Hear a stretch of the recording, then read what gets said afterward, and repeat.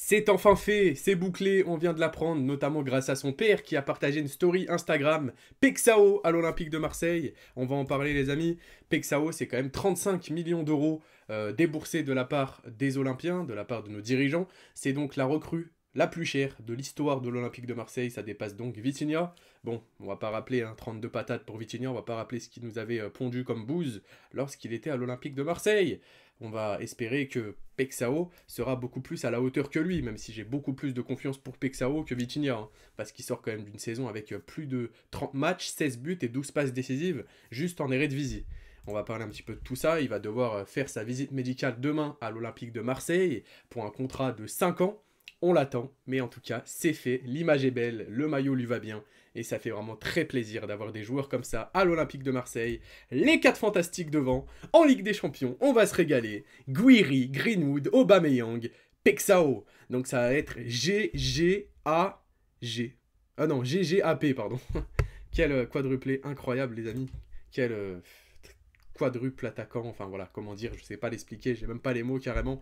Et on va parler d'autres informations, et on passe à ce joueur. Honnêtement, je ne le connais pas, voilà, pour être honnête, mais l'OM a formulé une offre de 15 millions d'euros au Dynamo Kiev pour Taras Mikavko. Le club ukrainien, j'en perds mes mots, le club ukrainien réclamait 20 millions d'euros pour se séparer de son défenseur central il y a quelques mois. Voilà, donc l'OM a fait une offre de 15, alors que le club ukrainien en réclamait 20. Donc on va voir est-ce que ça va être accepté pour le moment, sachant que je répète, je ne connais pas du tout ce joueur. Donc est-ce que ça va être un défenseur central à la hauteur pour l'Olympique de Marseille, sachant quand même qu'on joue la Ligue des Champions, on est quand même une équipe redoutable cette saison, et la saison qui va arriver, hein, d'ailleurs, enfin j'ai dit cette saison, mais je parle de 2024-2025, mais pour 2025-2026, on a besoin d'une bonne défense. Honnêtement, on n'est pas sûr de garder Balerdi, donc si on garde Balerdi, on a besoin de le mettre en confiance, de lui mettre un défenseur central qui sera capable de l'aider. Medina, voilà, il va pas passer sa vie à jouer en charnière centrale avec Balerdi. Medina, c'est plus un joueur qui joue voilà, sur un défenseur gauche, quoi. Donc il va falloir rassurer un petit peu Balerdi, tout en recrutant un défenseur à la hauteur de nos attentes. Wea, passons à Wea, mesdames et messieurs. Bon, je suis obligé de changer de côté à chaque fois parce que j'ai mal réglé les images. L'accord entre l'OM et Timothy Wea porte sur un contrat jusqu'en 2030 avec un salaire de 2,5 millions d'euros par an. Le bras de fer se poursuit entre le joueur et la Juventus. Est-ce qu'il faut quand même leur rappeler qu'on parle de Timothy Wea, on parle pas de George Wea, hein. Au cas où, hein. Bon, même si voilà, hein, il y a un petit lien, etc. Mais on parle pas de George Weah, on parle pas du seul ballon d'or africain. On parle de Timothy Weah, bordel. Donc bon, le payer environ 2,5 millions d'euros par an, petit calcul, ça fait 2,5 millions d'euros par an, ça fait combien par mois? 200 000? 208 000, ouais c'est ça, j'avais même pas besoin de calculer, je le savais de tête. 208 000 euros par mois quand même. C'est cher, hein, c'est cher, il va falloir taper. Il va falloir taper dans la caisse si on veut s'offrir ce genre de joueur.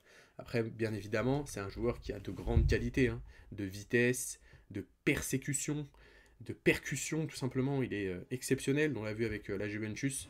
Il est jeune, il a du talent. Donc c'est des joueurs comme ça qu'il nous faut à l'Olympique de Merveille et on espère que ça va se faire. N'oubliez pas le gros like sur la vidéo, c'est pas encore fait. Et n'hésitez pas à vous abonner à la chaîne pour être au courant de toutes les informations de ce mercato. Et on va parler un petit peu du 11 de l'Olympique de Marseille qui devrait y avoir, hein. Bon, je pense qu'on va avoir une attaque à deux, tout simplement parce qu'on ne peut pas faire de la concurrence entre Gouiri et Aubameyang, honnêtement. Donc je pense très clairement qu'on va faire jouer les deux devant. Quand je dis une attaque à deux, ça veut dire bon, une attaque à 4, vous m'avez compris. Avec Greenwood à droite, avec à gauche, on verra bien, il y aura beaucoup de concurrence, mais ça sera sûrement Weah ou un autre. Et devant Aubameyang, Gouiri. Voilà, il y en a bien qui vont jouer aussi. Il y en a bien qui vont jouer, on revoit les 4 attaquants qui vont se concurrencer eux-mêmes. C'est ça en fait, il faut avoir de la concurrence. Dans une équipe comme l'Olympique de Marseille, t'as pas de concurrence, t'es mort.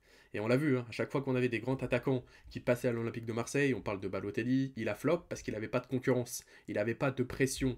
Alexis Sanchez, il a réussi à l'OM parce qu'il y avait une pression derrière.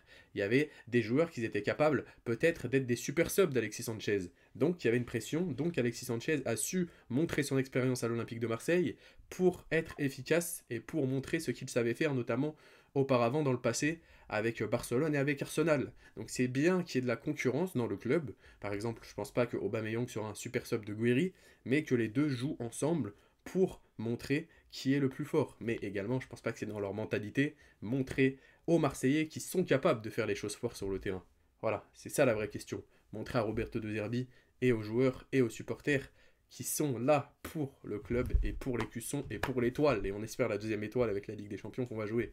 Honnêtement, quand on a vu des équipes auparavant comme l'Ajax, etc., qui sont allés très très loin en Ligue des Champions, on peut se dire qu'avec ce quadruplé-là, bon j'appelle le quadruplé, on m'avait compris, hein, ce quadruplé d'attaquants, ça va être exceptionnel, on va se régaler. Bon après ça reste sur le papier bien évidemment qu'on dit ça, mais on connaît hein, les qualités des joueurs comme Greenwood, à l'Olympique de Marseille. Il nous a rassuré la saison dernière. Par contre, pour Guiri, on n'a pas trop eu le temps de le voir vraiment. Voilà, on va pas trop lui porter l'œil non plus. Il a été très efficace. Aubameyang, on le connaît aussi. Le seul joueur qui nous met en doute, c'est Paxayo. Voilà, honnêtement, Paxayo, je sais plus comment on prononce, bref. Désolé, je suis pas brésilien, honnêtement, même si des Français le prononcent quand même mieux que moi. Mais pour vous dire, voilà, le seul joueur qui me fait douter, c'est lui.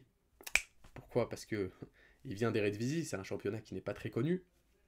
De 1, enfin, qui n'est pas très connu. C'est pas le championnat le plus connu d'Europe en soi. Hein. Mais parce que on l'a payé de 1, 35 millions, et de 2, ça nous rappelle Vitinha, qu'on soit d'accord. Les trois, on les connaît. Les trois, on les connaît, ils ont su nous rassurer. Maintenant, ça va être à lui de montrer qu'il est capable de ce qu'il a fait en Eredivisie, de le faire en Ligue 1. Voilà, je pense que beaucoup vont être d'accord avec mon raisonnement, et beaucoup vont être d'accord avec ce que je vais dire. C'est un joueur qui est très talentueux, qui est très technique. Voilà. Est-ce que vous avez déjà vu un Brésilien qui n'est pas technique d'ailleurs? Tous les Brésiliens sont techniques, enfin presque.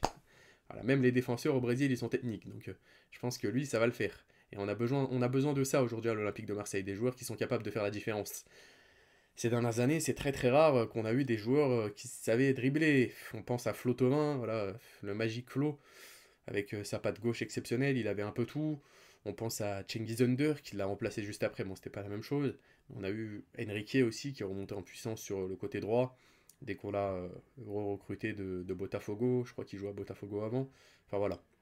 Et la plupart qui sont passés à l'OM, c'était des Brésiliens.